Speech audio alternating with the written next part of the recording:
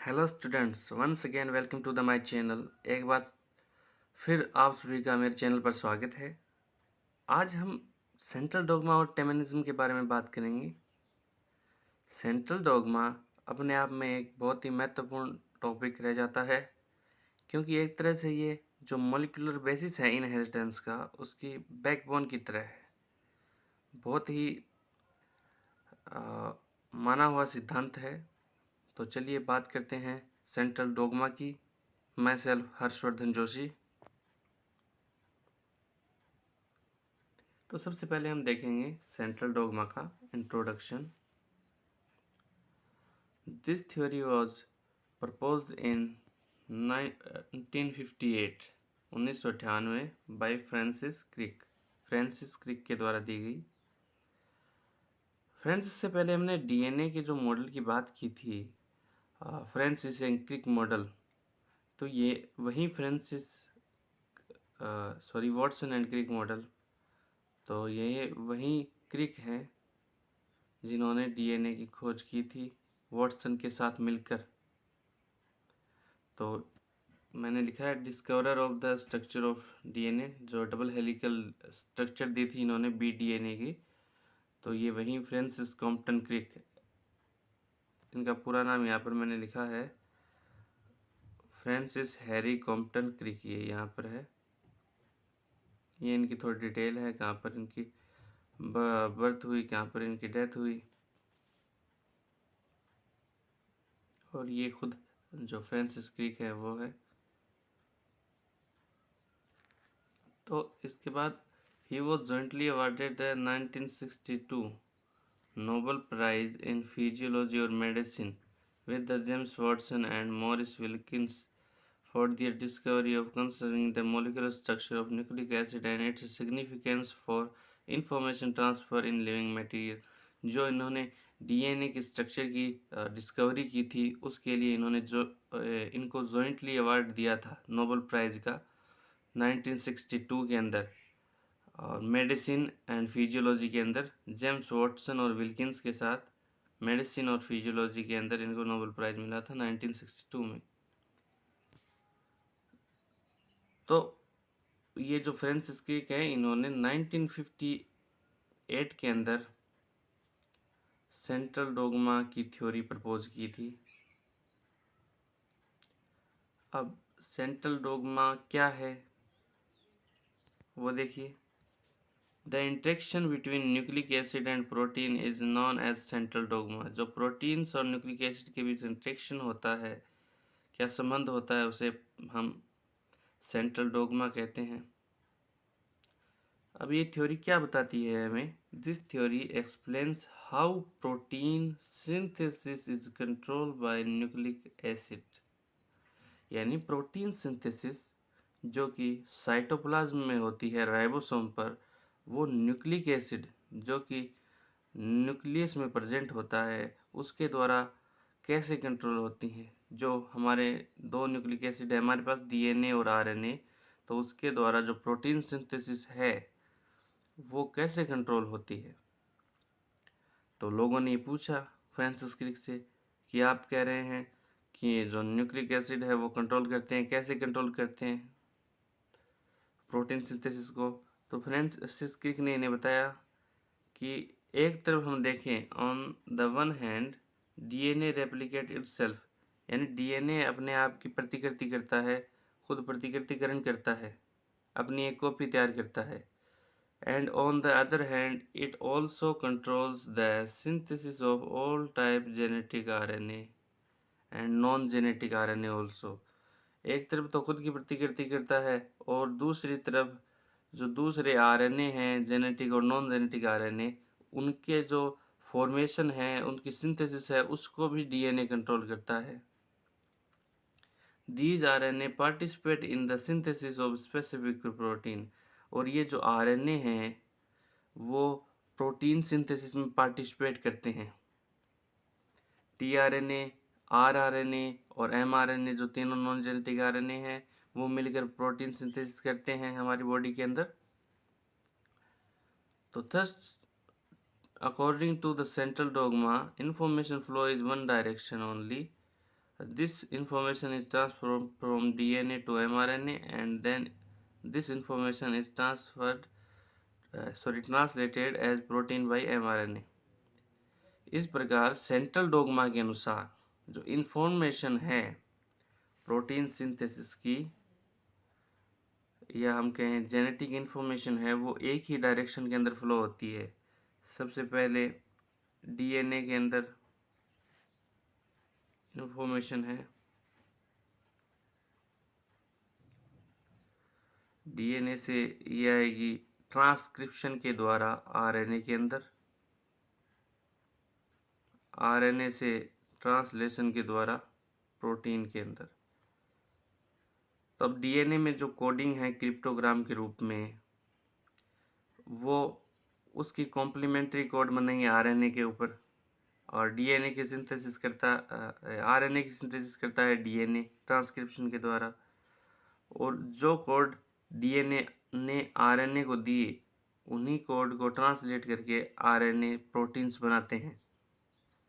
तो हुआ ना डीएनए द्वारा प्रोटीन सिंथेसिस का कंट्रोल। इसके बाद आपको एक मैं डायग्राम दिखाता हूँ इसका सेंट्रल डोगमा का। ये देखिए,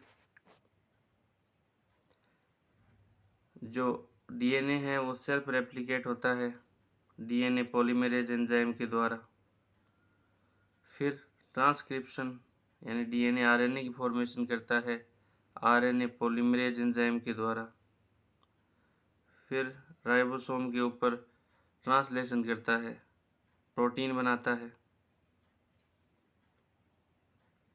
जो आरएनए इन्होंने सिंथेसिस किया वो राइबोसोम पर जाकर प्रोटीन बनाएगा। तो डीएनए से आरएनए और आरएनए से प्रोटीन, इस एक दिशा के अंदर जेनेटिक इंफॉर्मेशन की फ्लो होता है, जेनेटिक इंफॉर्मेशन फ्लो होती है। ये बताया फ्रांसिस क्रिक ने।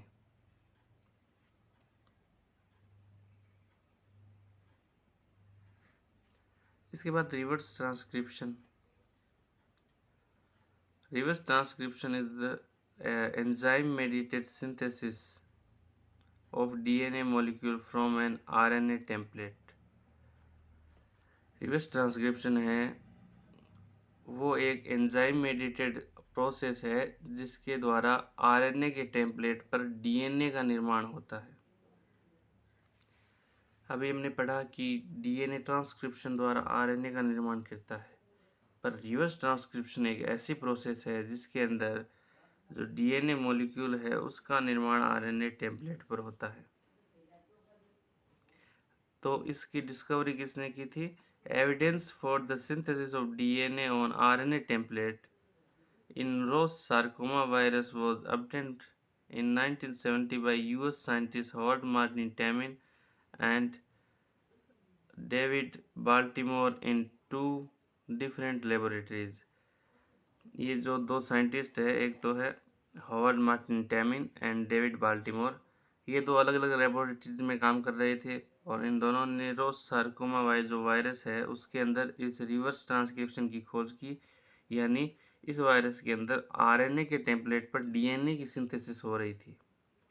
Because of this called is टेमिनिज्म, क्योंकि इसकी खोज में टेमिन का योगदान अधिक रहा है, इसलिए इसे टेमिनिज्म का नाम दिया गया।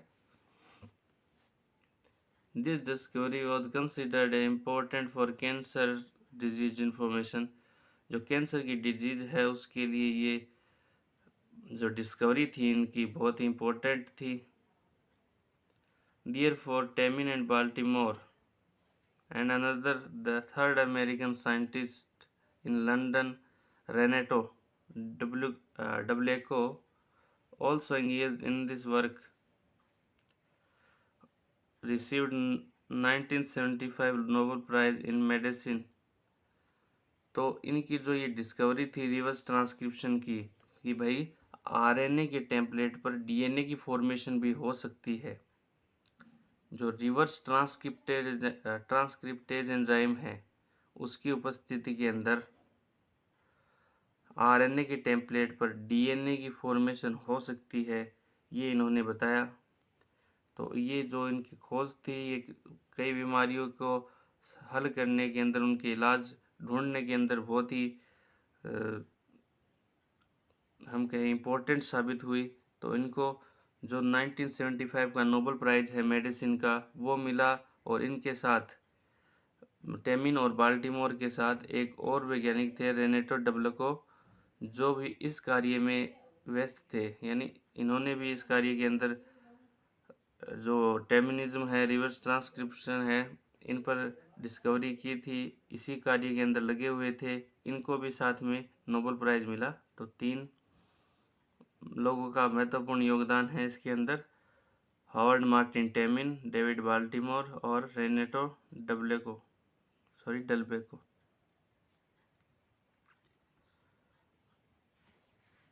यहाँ पर ये देखिए,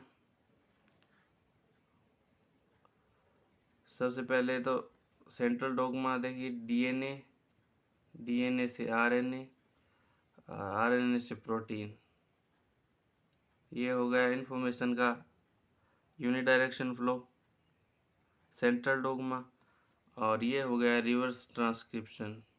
डीएनए से आरएनए का निर्माण होता है आरएनए पॉलीमरेज की उपस्थिति के अंदर, जो ट्रांसक्रिप्शन होता है। और जो आरएनए से डीएनए का निर्माण होता है, रिवर्स ट्रांसक्रिप्शन हुआ आता है रिवर्स ट्रांसक्रिप्टेज एंजाइम की उपस्थिति के अंदर। तो ये जो मॉडल है पूरा,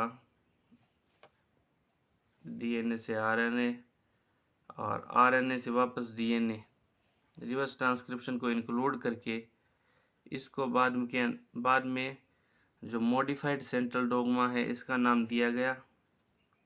इस पूरे को सेंट्रल डोगमा के अंदर शामिल कर लिया गया, टेमिनिज्म को भी, और इसे मॉडिफाइड सेंट्रल डोगमा का नाम दिया गया। ये तीनों साइंटिस्ट है, ये है हावर्ड टेमिन, ये है डेविड बाल्टीमोर, और ये है रेनेटो डल्बेको, सॉरी डब्लेको गलत बोला जाता है ये नाम मेरे से, डब्लेको। तो आज का हमारा टॉपिक रहा टेमिनिज्म और जो सिद्धांत है सेंट्रल डोगमा का।